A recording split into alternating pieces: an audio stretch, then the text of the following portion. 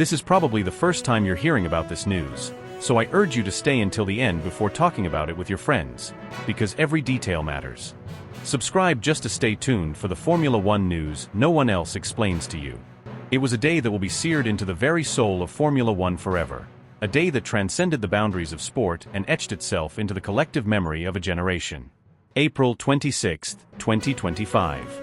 A day when the racing world stood still, hearts pounding, eyes wide, as Lewis Hamilton, the living legend, the titan who had shaped an era, announced to a disbelieving planet that the 2025 season would be his last.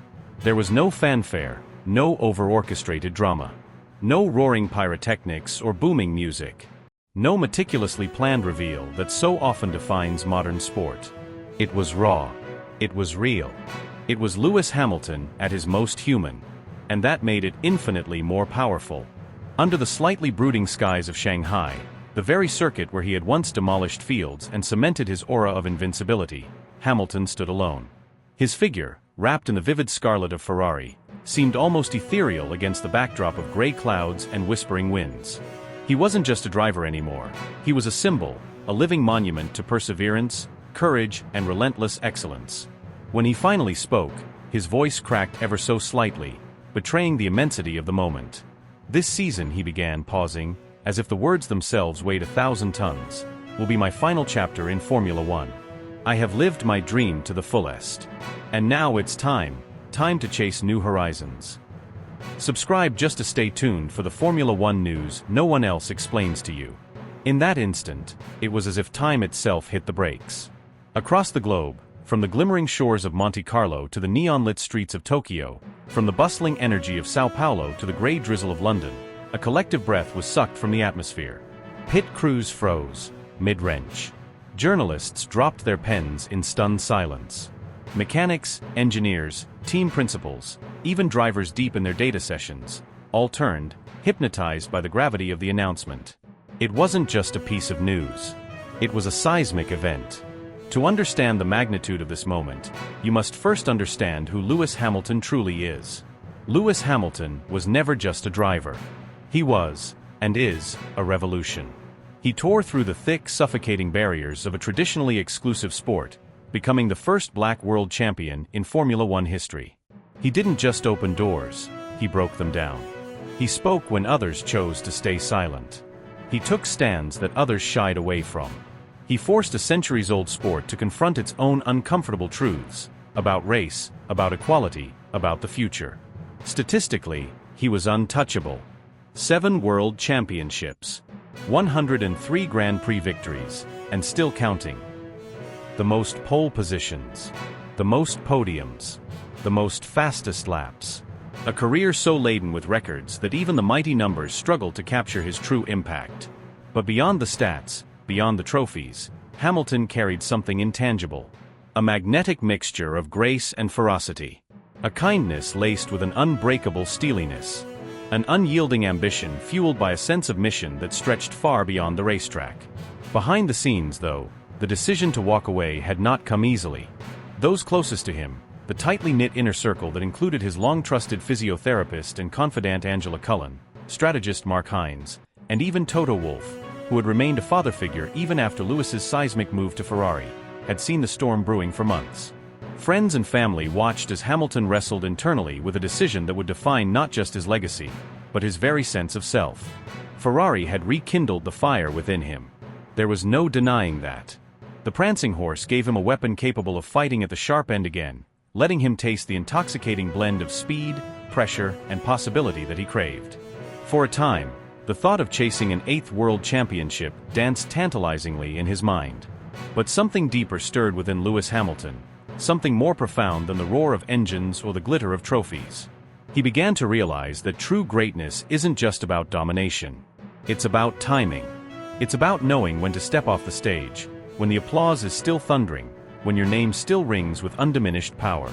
It's about preserving the magic, not letting it fade. And so, with the same courage that had propelled him through every adversity, Lewis Hamilton chose his moment.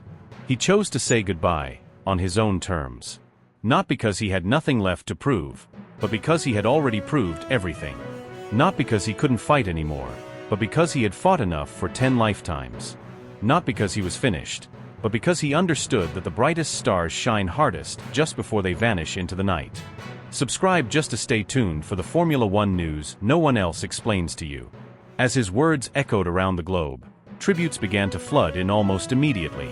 Drivers who had idolized him, rivals who had battled him tooth and nail, fans who had found inspiration in his journey, all united in a bittersweet chorus of admiration, respect, and love.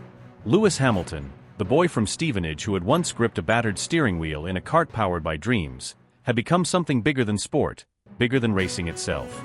He had become legend. And though the 2025 season still stretches ahead, races to be run, battles to be fought, moments of brilliance still to be witnessed, one thing is certain. When the final checkered flag falls on Lewis Hamilton's final race, the world will not just be saying goodbye to a driver. It will be saying goodbye to an era. An era defined by passion, by resilience, by a refusal to accept anything less than greatness. Lewis Hamilton didn't just race. He changed everything. And the echoes of his journey will reverberate through Formula One for generations to come.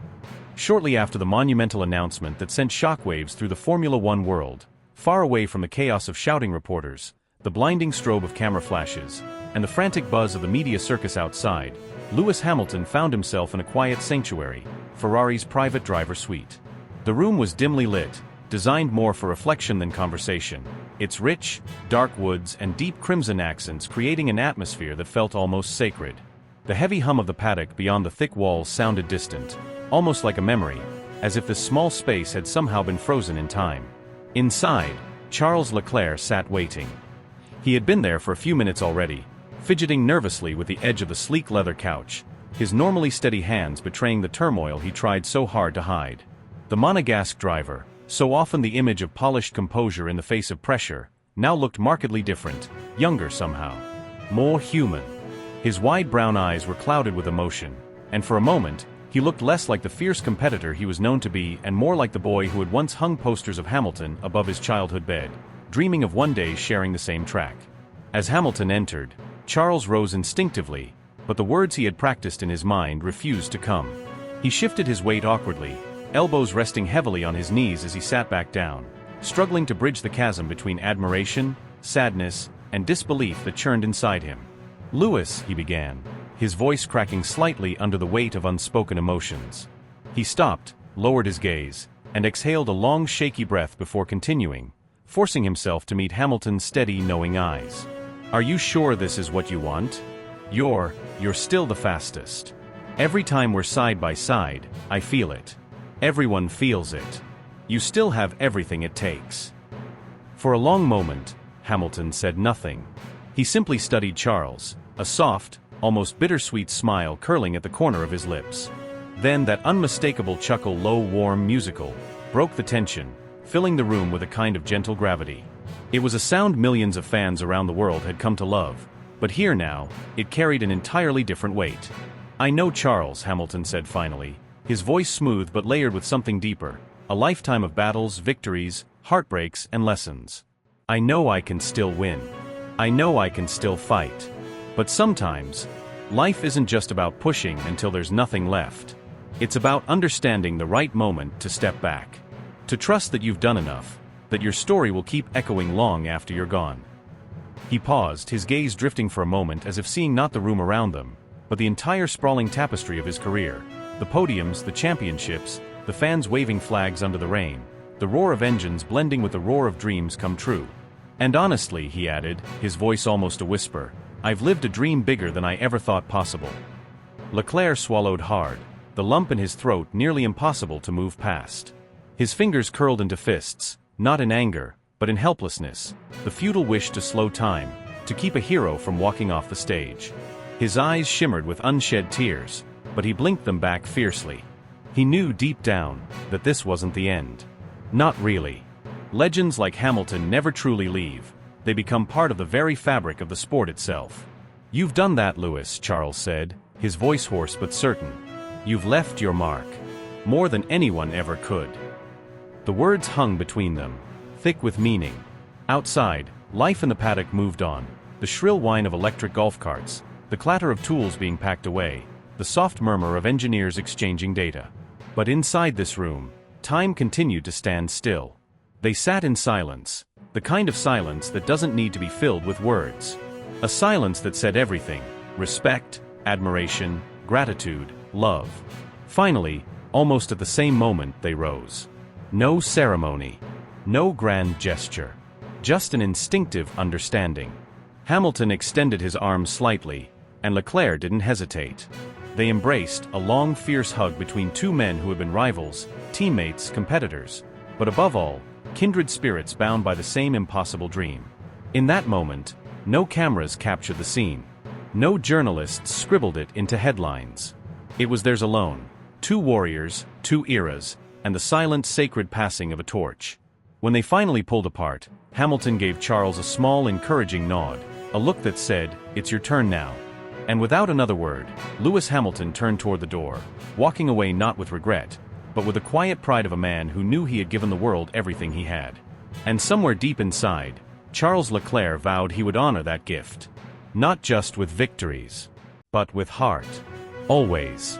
Meanwhile, deep within the hallowed corridors of Maranello, Frédéric Vasseur, the grizzled, battle-hardened mastermind who had orchestrated Ferrari's stunning resurgence, was fighting a personal battle far more turbulent than anything seen on the racetrack. To the outside world, Vasseur appeared stoic, composed, the embodiment of the Ferrari ethos, passion tempered by precision. But inside, a storm was raging. Every fiber of his being, every sleepless night spent agonizing over strategy, development, and recruitment, had been focused on one monumental goal: bringing Lewis Hamilton to Ferrari. And now, with the news of Hamilton's impending departure swirling like wildfire across the paddock and media, Vasseur was left grappling with a cocktail of heartbreak, pride, and reluctant acceptance. Hamilton wasn't just another driver to Vasseur. No, he was a symbol. A force of nature. A living legend who had breathed new life into Ferrari's veins, rekindling a fire that had dimmed after years of unfulfilled potential and near misses. Vasseur had fought tooth and nail, navigating the complex labyrinth of corporate politics, personal negotiations, and technical challenges, to lure Hamilton to Maranello. It wasn't merely about speed, though Hamilton's raw pace was still electrifying even into the twilight of his career. It was about everything Hamilton represented: resilience, charisma, a relentless hunger for greatness, and above all, the kind of cultural and competitive revolution that could tilt the very axis of Formula One. The weight of it all came crashing down as Hamilton quietly entered Vasseur's office, just moments after the official announcement had detonated across social media and news outlets. The world outside was in a frenzy. Inside, the air was heavy, thick with a gravity words couldn't quite capture. Vasseur rose from his chair, his movements slow, almost ceremonial. His hands, usually so steady, so commanding, trembled ever so slightly, betraying the emotion he tried desperately to mask. "You broke my heart today, Lewis," Vasseur said at last, his voice low, roughened with emotion. His French accent, usually refined and subtle, was heavier, raw. He offered a thin, bittersweet smile that barely hid the moisture gathering in his eyes. "But damn it, you made me proud too." Hamilton, ever the empath, always so attuned to the emotions of those around him, closed the distance in 2 strides. He placed a steadying hand on Vasseur's shoulder, a simple gesture, yet laden with years of battles fought side by side, dreams built brick by agonizing brick. "Fred," Hamilton said, voice rich with gratitude, "you gave me back my love for racing. You reminded me why I fell in love with this sport in the first place. I owe you more than I can ever say." They didn't need to say more. In that quiet, powerful moment, a deep, unbreakable bond, forged not just through victory and defeat, but through shared purpose, passed between them. It was a bond that would endure long after the final checkered flag waved on Hamilton's Ferrari chapter.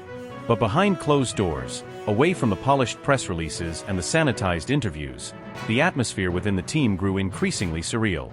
What had once been intense, hyper-focused team meetings now morphed into something else entirely, a strange, delicate blend of strategic planning and an emotional farewell tour. It was as if everyone at Ferrari understood they were living through a once-in-a-lifetime chapter of motorsport history, trying desperately to squeeze every ounce of magic from these final races together. Mechanics and engineers, many of whom had grown up idolizing Hamilton, found themselves struggling to maintain their usual stoicism during debriefs. These were hardened professionals, used to the brutal ups and downs of Formula One, but this was different. It was personal. It was historic. One senior mechanic, speaking anonymously to a journalist, captured the sentiment perfectly. "It feels like we're working with Michael Jordan during his final season. You know it's a privilege. You know it's fleeting.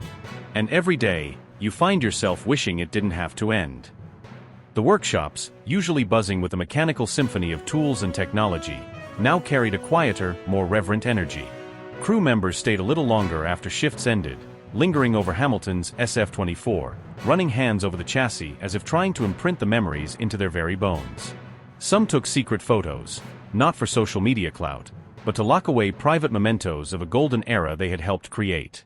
In the paddock, rival teams watched with a mix of envy and respect. Whatever lay ahead, Ferrari and Hamilton had already etched their names together into the sport's living mythology. This was not just about racing anymore. It was about legacy, loyalty, and the unbearable beauty of an ending written in stars. And so, even as the season barreled toward its final climactic races, everyone at Ferrari, from the top executives down to the youngest interns, knew they were witnessing something they would tell stories about for the rest of their lives. Lewis Hamilton was leaving Maranello. But the legend he and Frederick Vasseur had built together? That would remain eternal. The Formula One world stood still.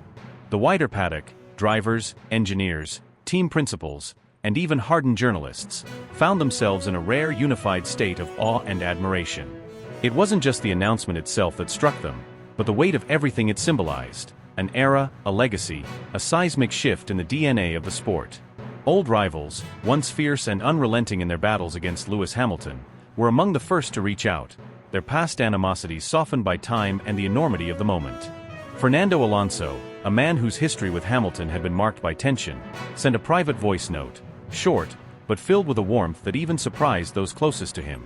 "You chose your moment perfectly, mate," Alonso said, his voice betraying genuine emotion. "The history books were always going to write your name in gold. Now you write the final chapter, and it's yours alone." Sebastian Vettel, now enjoying his retirement as an ambassador for sustainability and human rights, immediately offered to host a private farewell dinner at his secluded residence in Switzerland.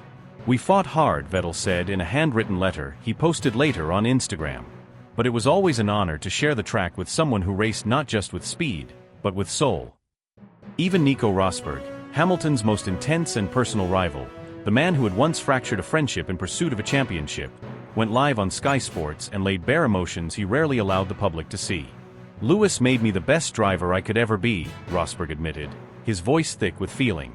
"Even if it hurt like hell, even if it pushed me to my breaking point, he was the benchmark. Always." Across the globe, fans mobilized in ways never seen before. Entire sections of grandstands at upcoming races were spontaneously converted into tribute zones. Seas of violet, black, and silver where thousands waved banners that read, "Forever our champion," "Thank you Lewis," and "One last dance." Giant murals sprang up in cities from London to Sao Paulo, from Melbourne to Tokyo, each depicting Hamilton's most iconic moments: the fist raised on the podium, the tearful embrace with his family, the quiet prayer before a race. Ferrari, a team Hamilton had never driven for but always respected and admired, launched an exclusive LH44 tribute collection, a series of red and black jackets, caps, and limited edition watches. The entire stock sold out in under 15 minutes, crashing their online store and prompting a second production run within hours. The speculation machine roared to life. Rumors swirled that Abu Dhabi, the site of Hamilton's potential final race, was preparing an unprecedented record-shattering fireworks display, one that would illuminate the desert night in a farewell spectacle no F1 fan would ever forget. In the UK, petitions to rename Turn 8 at Silverstone, the famous corner where Hamilton had executed countless breathtaking maneuvers, gathered hundreds of thousands of signatures within 24 hours. There was even talk of retiring the number 44 from Formula One permanently, a gesture reserved only for legends whose impact transcended sport. Netflix's Drive to Survive, which had already wrapped filming for its latest season, reportedly halted production to refocus the entire narrative arc around Hamilton's farewell tour. Producers scrambled to interview drivers, past and present, capturing emotional tributes and raw reflections while the moment was still fresh, still electric. Through it all, Lewis Hamilton remained, as ever, centered, grounded. But even the most seasoned interviewer could see it, the cracks in the armor, the emotion he could no longer entirely contain. In press conferences, his voice occasionally faltered. He spoke not just as a champion, but as a man reflecting on a life lived at the edge of greatness. He talked about Stevenage, the modest town where he grew up dreaming impossibly big dreams. About his father, Anthony Hamilton, who had juggled 3 jobs to fund karting weekends. About the silent, invisible battles he had fought, against racial prejudice, against critics who said he was too emotional, too bold, too different. Every lap he had raced, Hamilton revealed, had not been merely for trophies, but for respect, for representation, for hope. There were times, he said, where it felt like I was carrying more than just my own dreams out there. It felt like I was carrying the dreams of millions. Of every kid who ever looked different, who ever felt they didn't belong. I raced for them. I race for them still. The final chapter of Lewis Hamilton's career wasn't merely a farewell to a driver. It was a farewell to a movement. A beacon of change, a symbol of possibility, preparing to take one last lap, not alone, but carried by the gratitude of an entire world that he had, through talent, heart, and unbreakable will, forever changed. And somewhere, deep inside every fan and every rival alike, was the same bittersweet realization. They had witnessed not just greatness. They had witnessed history.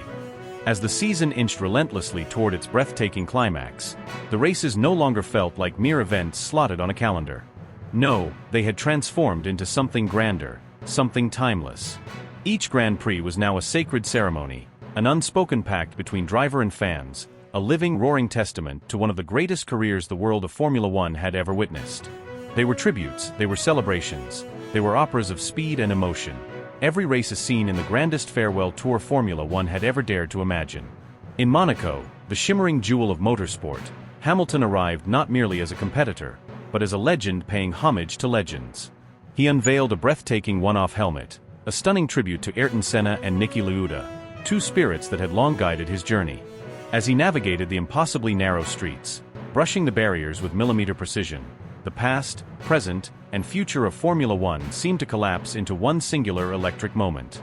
The echoes of Senna's daring, the iron will of Lauda, and Hamilton's own relentless genius converged on that Sunday afternoon, as the Mediterranean sun kissed the asphalt and the world held its breath. Then came Silverstone, the true heart of Hamilton's story. It was not merely a race. It was a homecoming, a coronation, and a seismic phenomenon.